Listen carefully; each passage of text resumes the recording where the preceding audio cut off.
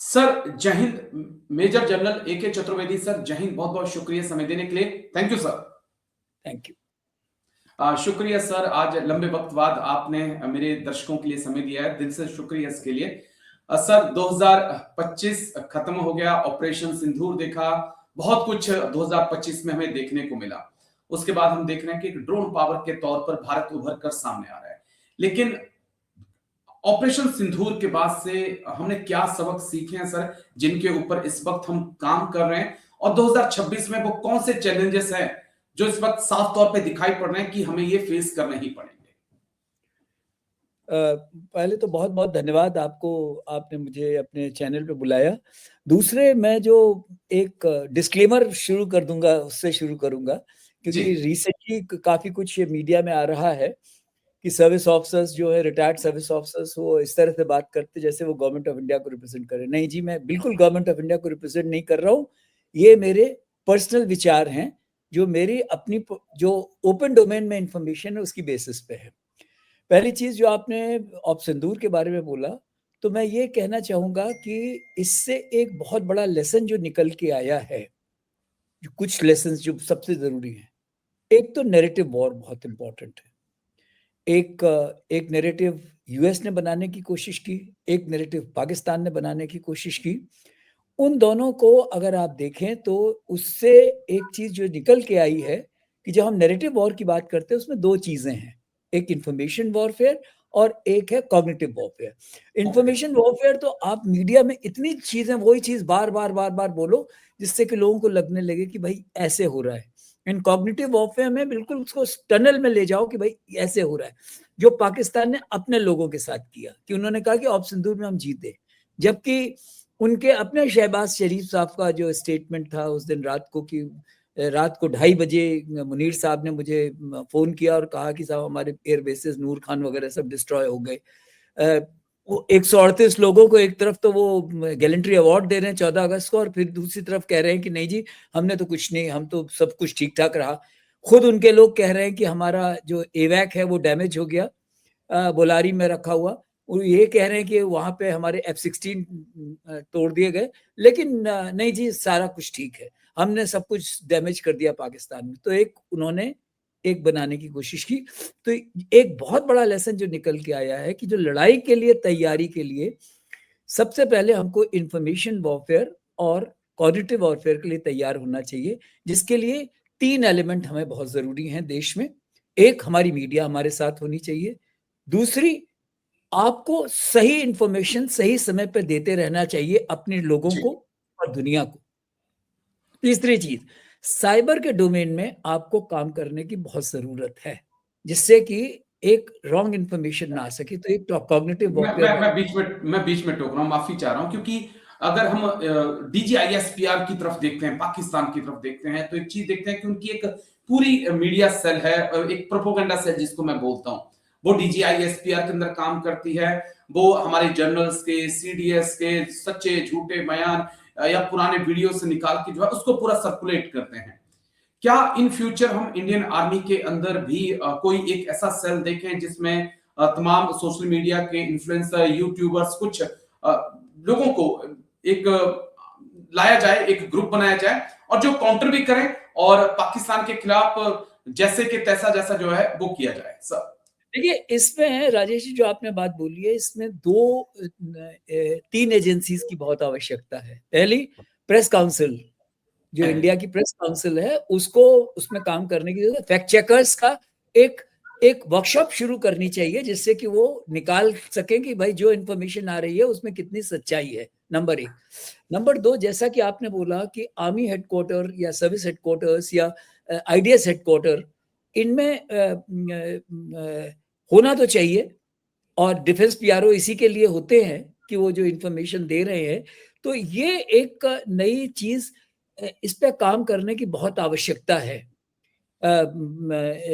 Service headquarters को, कि वो जितने भी, जैसे कि ISPR करती है इंफॉर्मेशन की, वो जो डिसइंफॉर्मेशन ज्यादा स्प्रेड करती है, तो वो अगर हम लोग करेंगे तो एक बहुत अच्छा मैसेज जाएगा। तीसरा, इसमें जो हमारे रिटायर्ड भी सर्विस पर्सनल भी हैं या डिप्लोमैट्स हैं या जिसको कहा जाए इकोनॉमिस्ट हैं, जब वो टीवी पे आते हैं, उनकी एक कोई वर्कशॉप होनी चाहिए। ऐसा नहीं है कि कोई भी तिरछी टोपी लगा के आके बैठ गया और अपने आप को हिंदुस्तान की फौज का वो पता चला कि वो उसको नेशनल सिक्योरिटी का एसपी नहीं पता है, लेकिन वो नेशनल सिक्योरिटी एक्सपर्ट बन जाता है। ऐसे लोगों से मीडिया को भी बचना चाहिए, और एक सर्विस हेडक्वार्टर्स को भी एक वर्कशॉप ऐसे लोगों के लिए जरूर करनी चाहिए, जिससे कि वो जब आए वो सही बोल सकें। इसी तरह डिप्लोमैट्स बहुत से ऐसे आते हैं कि जो डिप्लोमैट्स भी नहीं रहे, लेकिन वो क्या है, विदेश नीति के विशेषज्ञ बन गए। अरे भाई, कहां से तुम विशेषज्ञ बन गए? तो ये चीज एक बहुत जरूरी चीज है। तो मतलब सिंस आपके पास टाइम कम है, इसलिए मैं ये कहूंगा कि इन चीजों पे काम करने की बहुत आवश्यकता है, क्योंकि आगे आने वाली लड़ाइयां जो हैं, लड़ाई हारी, जैसे सिंदूर है, वो स्टिमसन सेंटर, कार्नेगी सेंटर कह रहा है कि एसिमेट्री इतनी ज्यादा थी कि पाकिस्तान का तो बुरा हाल होना था। आप उसमें, मैं 2-3 चीजें आपको उसमें बता देना चाहता हूँ। अगर आप गौर करो, 7 तारीख को विक्रम मिस्री साहब ने अपनी प्रेस कॉन्फ्रेंस में बोला कि भाई डीजीएमओ इंडिया ने, पाकिस्तान के डीजीएमओ बोला कि हमारे लिमिटेड ऑब्जेक्टिव थे, हमारे खत्म हो गए, अब हमारी तरफ से ये लड़ाई नहीं है। लेकिन उन्होंने बोला नहीं, इसका तो बदला लिया जाएगा।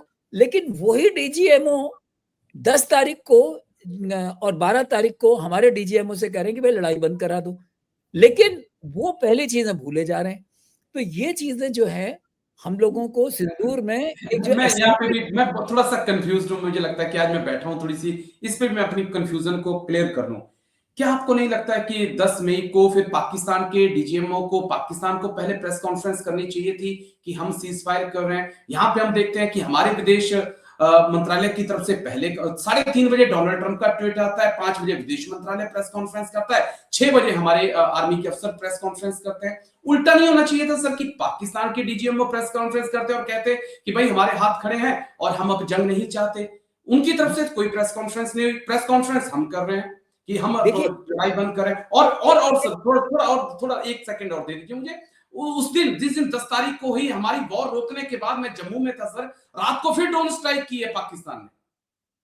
तो ये चीजें जो है ना, ये हम लोगों को इस बात के ऊपर बहुत गौर करने की जरूरत है कि हम लोग किस तरह से, क्योंकि आप एक ऐसे दुश्मन से डील कर रहे हो जिसको कहा जाए कि वो खुद मजबूत नहीं है, उसकी वो जिसको कहा जाए कि बैसाखियों पे खड़ा है, चाहे वो चीन की बैसाखी हो चाहे अमेरिका की बैसाखी हो, उन बैसाखियों पे खड़ा है। वो सस्टेन हफ्ता नहीं कर सकता, बिकॉज फॉरेन एक्सचेंज रिजर्व भी नहीं है इतना। लेकिन क्या वो करता है कि उसने एक एक जिसको कहते हैं कि नैरेटिव फैलाना शुरू किया है। तो ये जो है, इसके लिए हम लोगों को ये बहुत बड़ा लेसन हमारे से निकल के आया है कि हम लोगों को इसके बारे में करना चाहिए।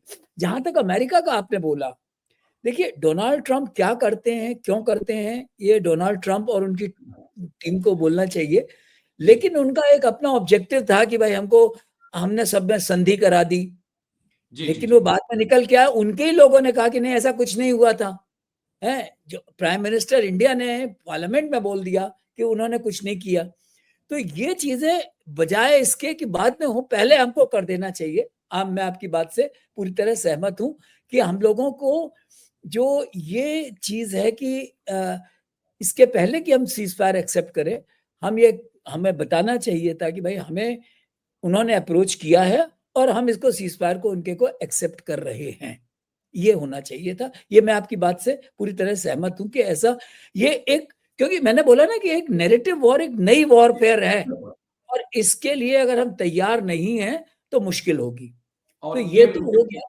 जो आप बात कह रहे हैं मुझे 1971 की याद आ जाती है, जब मैं पढ़ रहा था कि 1971 में ढाका में पूरे बांग्लादेश में भारत की एयरफोर्स ने पर्चियां गिराना शुरू कर दी कि भाई आप फंस गए हो, सरेंडर कर दो नहीं तो मारे जाओगे। और हालत ये हुई कि 90,000 93,000 जवानों ने सरेंडर कर दिया।